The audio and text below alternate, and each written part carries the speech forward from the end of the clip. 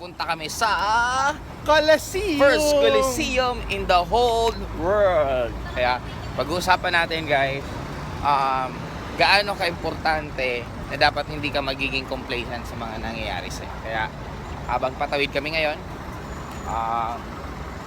ito kasama ko po yung napakagandang babae sa buhay ko.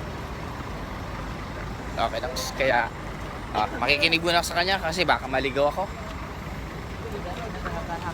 Pagkatabi ko, ginising ko, nagagalit sa akin kasi daw half sleep daw siya. Malay ko ba, paano ko malalaman kung na 1/4 sleep siya, half sleep siya o full sleep siya. Kaya papasok na kami dito. Yahoo! Bago yun ah. To sleep, to sleep.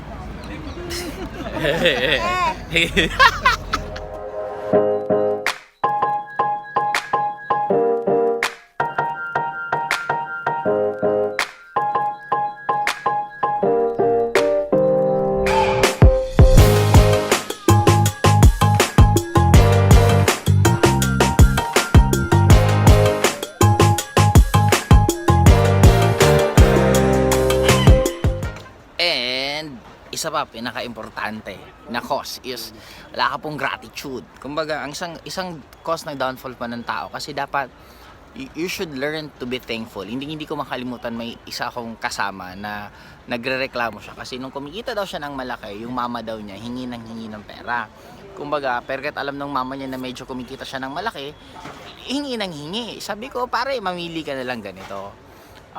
Hindi humingi si mama mo pero hindi ka kumikita, or kumikita ka pero humingi si mama mo, anong gusto mo? Sabi niya, di syempre yung kumikita na lang ako. Kumbaga, always we need to see everything in a brighter side kasi totoo, parang katulad sa amin minsan, ako din tinatamaan din ako niyan minsan may mga times na syempre parang nakakapagod din at nakakaasar din, akala na lang ng tao lahat ng hingiin nila or hilingin nila, pagbibigyan mo na parang feeling nila sobrang pinupulot lang talaga namin yung pera. Pero actually, yes, kumikita man kami ng malalaki, but always remember this, it took us a decade for us to earn like this. Kumbaga, sa totoo lang yung mga taong kumikita ng malalaki, sila yung masyadong mas may control sa mga kinikita nila kasi alam nila kung gaano nila pinaghirapan yun. Alam nila kung paano pinahalagahan yun. Kaya sa akin, kailangan lang magkaroon ka ng gratitude lagi.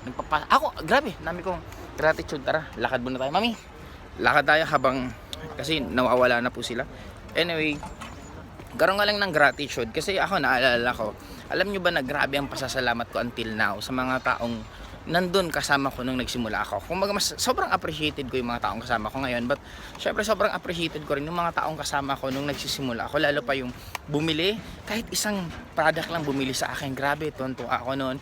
Yung first na downline ko, hindi ko makalimutan yan hanggang ngayon is si Ben Chan. Isa po sa classmate ko ng college. Siya po yung pinaka first na downline ko until now. Yung gratitude ko sa kanya na isipin mo naman, lumakas loob ko na gawin yung networking dahil sa kanya kasi may naniwala agad sa akin, sa mga bumili ng produkto, natulungan nila ako na in some ways mabuhay. Ibig sabihin, kahit pa paano may panggastos-gastos, may pambili-bili, ang dami. Hindi ako maubusan ng taong papasalamatan ko.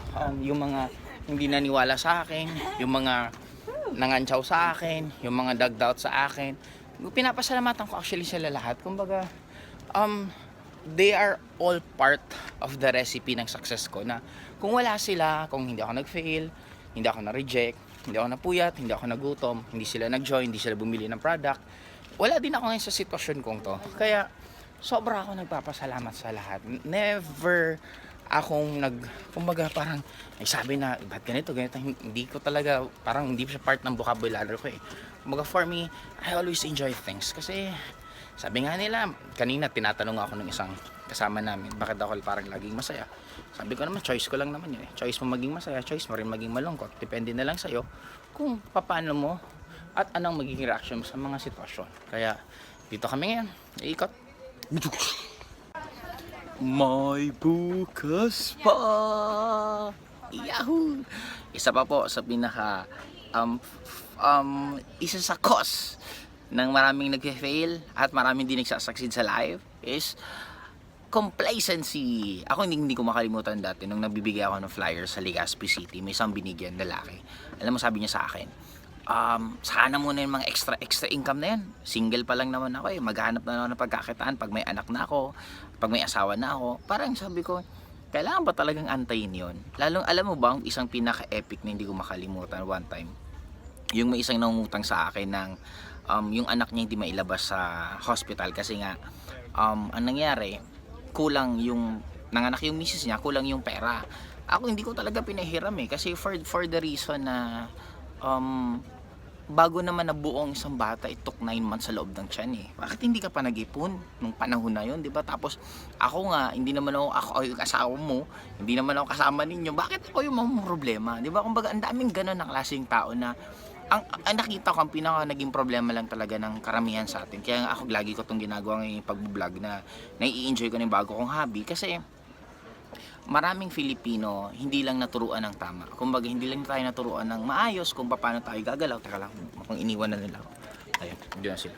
Hindi lang tayo naturuan ng maayos kung paano tayo magdesisyon sa buhay, paano tayo mag-manage ng pera natin, ano yung mga desisyon na dapat na ginagawa natin. Kasi lahat tayo nasa herd mentality. Kumbaga, karamihan ng ginagawa mo, kaya mo lang siya ginagawa, hindi naman dahil sa gusto mo talaga siya Kaya mo lang siya ginagawa kasi malamang yan ang naituro sa'yo, yan ang nakalakyan mo, yan ang nakasanayan mo. Kaya sabi ko nga, because of this vlog na ginagawa ko, natutuwa ako kasi in some ways, I'm sure maraming iba sa inyo na pwedeng magbukas ang isip, maraming iba sa inyo na at least makilala nyo ano yung personality ko, ano yung ugali ko, paano ako nagde-decision sa mga bagay-bagay para at least alam nyo lang na malay nyo pagdating ng oras ma-inspire kayo na mas ano nyo na kaya nyo lang pala magbago buhay nyo, kaya nyo naman ayusin. Decision lang kailangan nyo guys, sobrang gandang decision lang, lakas ng loob, tiwala.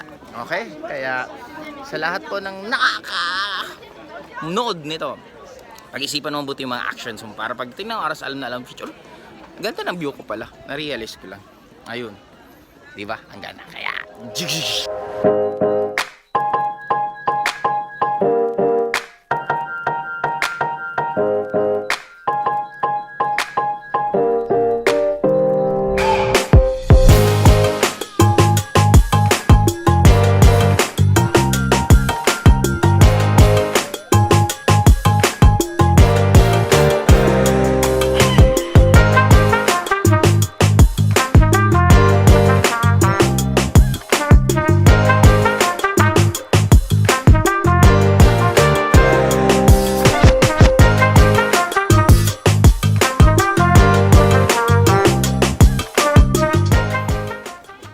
muna ako tambay habang sasalita sila.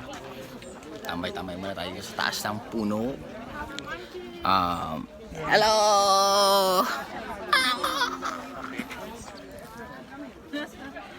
Monkey daw ako. Monkey. Ano ba? Ayun.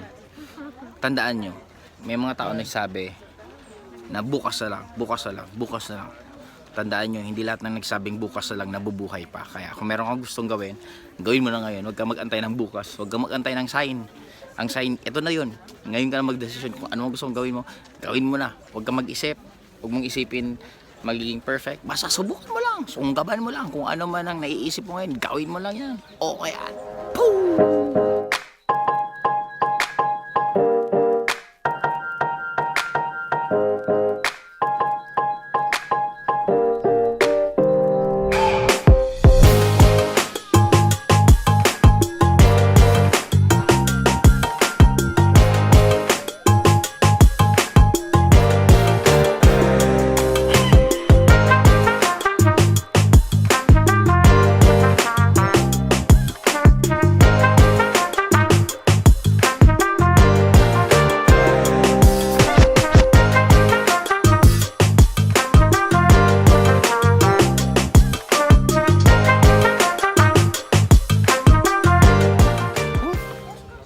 Para na rin kami nag-hiking dito sa ginagawa namin. Buti na lang, naka-rubber shoes lang ako. Relaxing. Mamaya, pag uwi sa hotel, kasi first time na magiging maaga, uuwi kami sa hotel ng mga 2:00 ng hapon. And makakapag-gym ba ako? Gym ako ng 1 oras. After ko mag-gym ng 1 oras, matutulog naman ako. Kasi lalabas naman kami ng gabi. May imimit kami ulit. Yung kasama namin kagabi, imimit namin ulit kasi papakainin kami ng Filipino food. Eto na guys. Lumalapit na. Palapit na akong palapit. And guys, syempre, ang isa pa po na pinaka-cause ng downfall ng tao is pride. Kumbaga, para sa akin, the moment you want to become successful in life, may mga i-adjust ka talaga sa sarili mo eh. Kasi katulad sa akin, I'm not the same person nung na-involve ako sa networking. Kumbaga before, medyo mahilig din ang ulo ko at medyo mahilig ako sa basag ulo. Pero nung networking ako, umaba talaga pasensya ko kasi alam ko na yun ang kailangan. Kaya para sa akin, ang tanong mo lang sarili mo, kung yung ugali mo ba, nakakatulong siya para makuha mo yung goal mo, tuloy-tuloy mo. Pero kung yung ugali mo, hindi siya nakakatulong, and I do believe na pwede ko naman siyang baguhin para mas madali mo makuha yung mga bagay na gusto mo. Kaya tara,